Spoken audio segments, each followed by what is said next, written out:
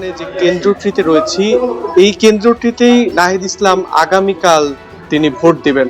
এটি যে ১৬২টি কেন্দ্র রয়েছে ঢাকা ১১ আসনের, এটি হচ্ছে ১৬২তম কেন্দ্র, অর্থাৎ এটি একদম ঢাকার শেষ প্রান্তে বলা চলে। বাড্ডার বেড়াইতের ফকিরখালী এলাকায় এই কেন্দ্রটি, এটি তো সেখানে আমরা রয়েছি।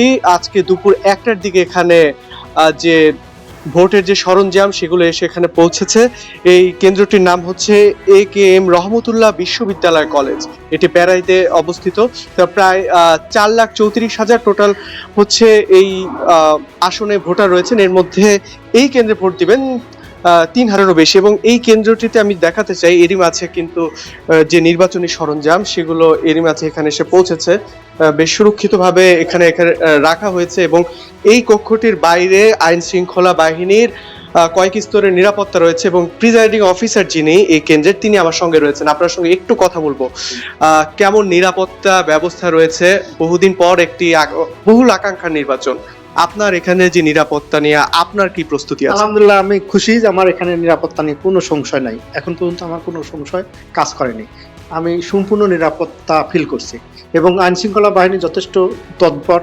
বিভিন্ন গোয়েন্দা সংস্থাগুলো ঘুরিয়ে যাচ্ছে, দেখতেছে বিভিন্ন স্তরে যে নিরাপত্তা দেওয়ার বিষয় আমার মনে হচ্ছে এক্সট্রা, মানে অতিরিক্তই আমার কাছে মনে হচ্ছে আমার।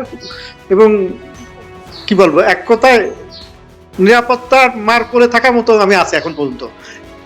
মার কোলে যেমন শিশু থাকে না নিরাপদ, আমার কাছে মনে হচ্ছে আমি এখন পর্যন্ত তাই আছি ইনশাল্লাহ।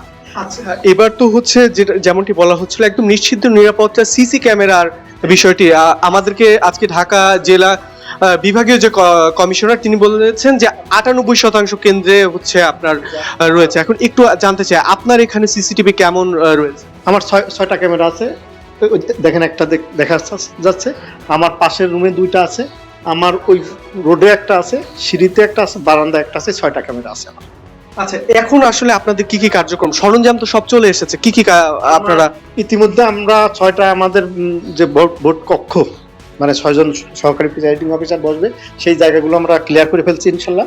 এবং 6টা কক্ষে 6 দুগুণে 12টা বুথ সিল মারার যে জায়গা, গোপন কক্ষ, সেটা 12টা তৈরি করে ফেলছে অলরেডি। এখন আমাদের কাজ চলছে বাইরে লাইন টানানোর যে কাজটা সেটা চলছে। লাইন টানানোর কাজ শেষ হলে আমাদের বাইরের কাজ শেষ।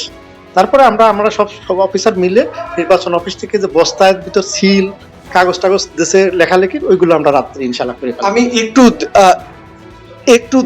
একটু যদি দেখাতে চাই এখানে যে এই যে লাইনটা না, অর্থাৎ আগামীকালকে ভোটাররা যে ভোট দিবেন, তো সেই জায়গাটিতে সেখানে যে তারা লাইনে দাঁড়াবেন, সেই লাইনে দাঁড়ানোর এই কাজটি করা হচ্ছে।